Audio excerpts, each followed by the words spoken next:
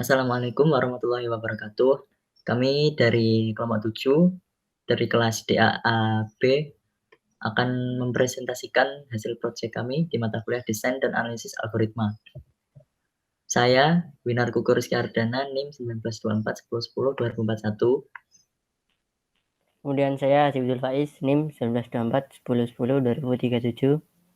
Kemudian saya Yadis Anak Agama NIM 1924-1010-2029. Di proyek ini kami akan menjelaskan tentang strategi algoritma iterative improvement. Di iterative improvement ini, salah satu algoritma yang menggunakan strategi ini adalah algoritma Ford-Fulkerson. Yang pertama, strategi iterative improvement. Ini adalah teknik yang melibatkan pembaruan awal hingga mencapai solusi tepat. Ini maksudnya adalah iterative improvement ini adalah sebuah strategi algoritma yang menggunakan perulangan atau iterasi, di mana setiap mendapatkan sebuah input, maka dia akan memperbarui inputan tersebut. Setelah inputan diperbarui itu akan diolah lagi dan akan masuk ke dalam iterasi itu lagi hingga ditemukan output yang diinginkan. Jadi inputan awal masuk ke iterasi, lalu inputan dirubah. Kemudian inputan itu akan dimasukkan lagi ke iterasi dengan keadaan yang telah dirubah tadi. Stable marriage problem. Kemudian algoritma Ford-Fulkerson adalah algoritma yang digunakan untuk mengetahui aliran maksimum dari sebuah jaringan. Jadi pada sebuah jaringan memiliki satu simpul awal dan simpul akhir. Maka dengan satu simpul awal dan satu simpul akhir tersebut, maka akan bisa ditemukan maksimum flow-nya dengan algoritma Ford-Fulkerson ini. Namun jika tidak memiliki atau memiliki beberapa simpul dan tujuan, maka pencariannya menggunakan algoritma Ford-Fulkerson yang modifikasi. Maksimum flow sendiri adalah suatu masalah dalam sebuah jaringan di mana harus mencari flow. Flow sendiri adalah sebuah pengurang dari tiap capacity.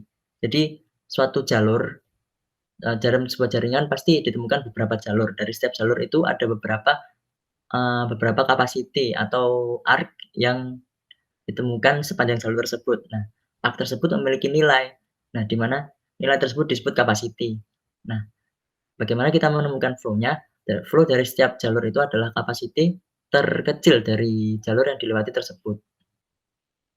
Berikut ini merupakan cara kerja algoritma Ford-Fulkerson, di mana di sini terdapat sebuah graf yang memiliki satu simpul sumber dan memiliki satu simpul tujuan, di mana terdapat panah-panah atau jalur menuju dari sumber ke tujuan. Tiap jalur tersebut memiliki nilai kapasitasnya masing-masing. Nah, untuk cara kerjanya sendiri, pertama kita tentukan jalur dari sumber menuju tujuan. Di sini jalur yang pertama adalah dari S ke A, kemudian ke B, dan lanjut ke T. Lalu kita lihat dari jalur tersebut yang memiliki nilai kapasitas terkecil, yakni adalah 2 di simpul A menuju B. Selanjutnya kita kurangkan nilai setiap kapasitas dari jalur yang kita lalui. Dari S ke A yaitu 6 dikurangi 2 hasilnya 4. Kemudian dari A ke B kita kurangkan 2 hasilnya 0. Lalu dari B ke B kita kurangkan 2 hasilnya 1. Lalu untuk simpul A ke B karena nilainya sudah 0, maka kita bisa hapus atau kita blok jalur dari A menuju B. Langkah selanjutnya adalah membuat jalur backward dari simpul T menuju simpul S. Setelah itu jalur dari simpul T menuju S tersebut kita beri nilai 2. Dan dari sini kita catat nilai flow adalah sama dengan 2. Next. Kemudian langkah selanjutnya sama seperti tadi, kita mencari jalur terlebih dahulu dari sumber menuju tujuan. Jalur yang kedua ini yaitu dari S menuju C, menuju D, kemudian menuju T. Nah, dari jalur ini kita cari nilai kapasitas terkecil yang mana terdapat pada simpul S menuju C dengan nilai kapasitas sebesar 5. Kemudian masing-masing jalur simpul tersebut kita kurangkan dengan nilai 5. S ke C kita kurangkan dengan 5, hasilnya itu 0. Kemudian dari C ke D kita kurangkan dengan 5, hasilnya 2. Dan dari D ke T kita kurangkan 5, hasilnya 3. Setelah itu dari simpul S ke C, karena nilainya sudah 0, maka kita bisa hapus atau kita blok jalur tersebut.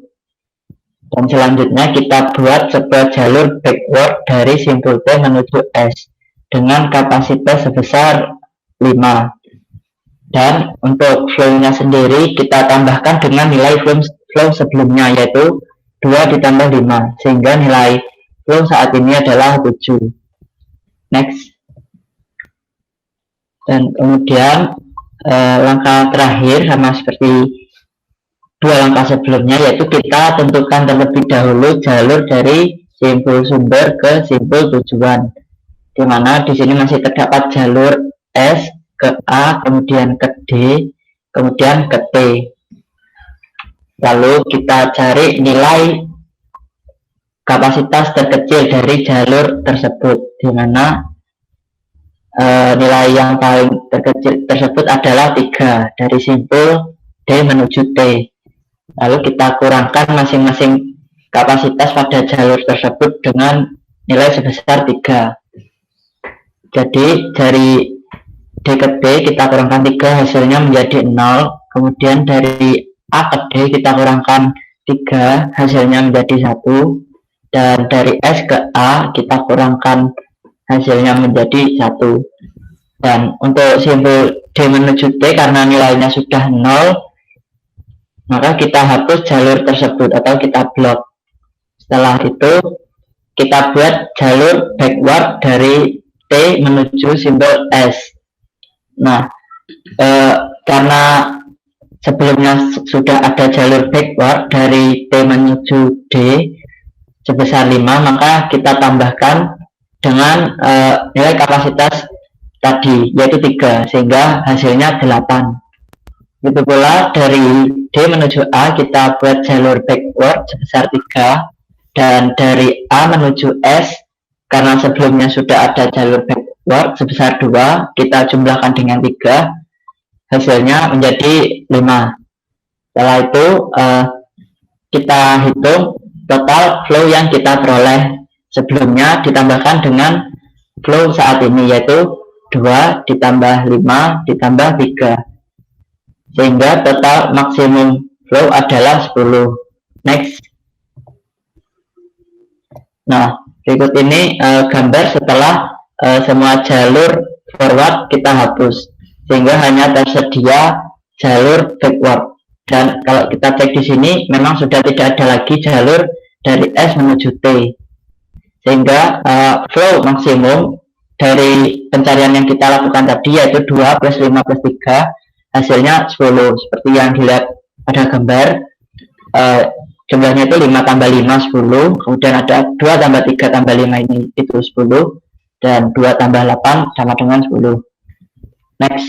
Jadi ini merupakan kode dari algoritma Fulkerson itu sendiri, di mana algoritma ini menerima inputan berupa source dan sink. Source itu merupakan titik sumber dan sink merupakan titik tujuan.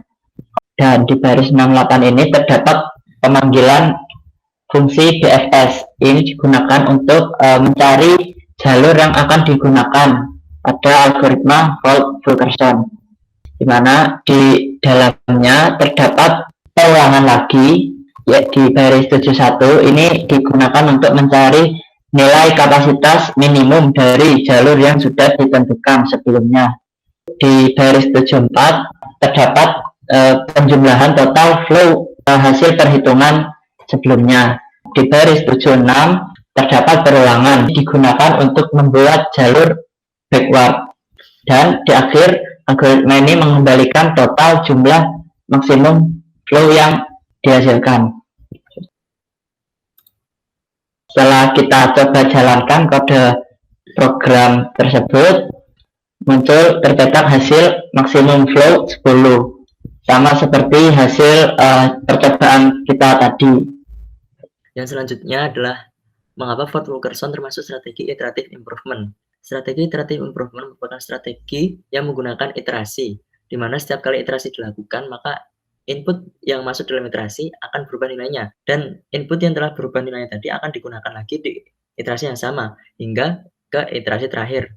Nah, di algoritma Ford-Fulkerson ini, dia adalah algoritma yang dimana tujuannya mencari maksimum flow dalam satu jaringan. Nah, Ford-Fulkerson ini setiap kali iterasi, selain inputannya yang berubah, dia akan mencari nilai maksimum flow, di mana setiap kali iterasi, satu variabel flow akan bertambah nilainya hingga iterasi terakhir sehingga menemukan nilai maksimum dari flow tersebut.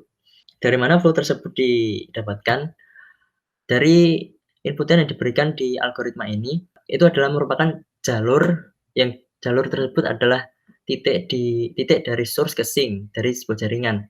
Nah, dari satu jalur tersebut atau satu path, terdapat sebuah alur atau jalur yang dilewati itu yang memiliki nilai. Nah, nilai tersebut adalah sebuah kapasitas. Setiap satu jalur menghasilkan satu flow. Nah, flow itu didapatkan dari nilai kapasitas minimum dari satu jalur tersebut. Dari satu iterasi algoritma Ford-Fulkerson ini menghasilkan satu flow setiap jalur. Nah, perulangan terakhir maka didapatkan flow maksimum. Kemudian di sini saya akan menjelaskan tentang analisa efisiensi waktu. Yang pertama adalah menentukan parameter yang mengindikasikan ukuran input. Nah, di sini parameter yang mengindikasikan ukuran inputnya adalah N banyaknya jalur yang ditemukan. Yang kedua adalah mengidentifikasi basic operation dari algoritma tersebut. Nah, basic operationnya adalah S tidak sama dengan source. Yang ketiga adalah menentukan apakah untuk ukuran input yang sama banyaknya eksekusi basic operation bisa berbeda. Nah, di algoritma sini tidak perlu analisa base case, average case, dan worst case. Tidak perlu karena jika pada suatu jalur terdapat sebanyak n ARC, maka basic operation akan tetap dieksekusi sebanyak n kali, dan juga ini berlaku untuk kedua basic operation tersebut. Nah, kemudian yang keempat adalah menentukan rumus sigma yang menunjukkan beberapa kali basic operation dieksekusi. Nah, di sini terdapat rumus sigma yaitu X kali sigma I batas bawah I sama dengan 0 dan batas atas N dari 1. Next. Selanjutnya yaitu menyelesaikan rumus sigma untuk menghitung banyaknya eksekusi basic operation. Jadi di sini adalah perhitungan sigma dan kelas efisiensinya. Nah, di situ ada Cn sama dengan X dikali sigma batas bawah I sama dengan 1 sampai batas atas N dari 1. Kemudian menjadi sigma batas bawah I sama dengan sama dengan 1, batas atas N dari 1 sama dengan N-1 plus 1 sama dengan N. Jadi Cn-nya adalah sama dengan X dalam kurung N. Kemudian untuk kelas efisiensinya adalah Cn anggota dari big O dalam fungsi Gn. Kemudian Xn anggota dari big O dikali X dikali C, X dalam kurung C dikali N. Kemudian Xn anggota dari big O, Xn kuadrat, dan menjadi Xn kurang dari sama dengan Xn kuadrat. Nah, terbukti Xn anggota dari big O, Xn kuadrat pada C sama dengan 1, N0 sama dengan 0, dan N lebih dari sama dengan 0. Kemudian untuk pembuktian kelas efisiensi dengan limit. Karena C adalah kurung N kurang dari Gn, maka terbukti Xn anggota dari big O dikali Xn kuadrat. Sekian presentasi dari kelompok kami. Apabila ada salah kata, mohon dimaafkan. Wassalamualaikum warahmatullahi wabarakatuh.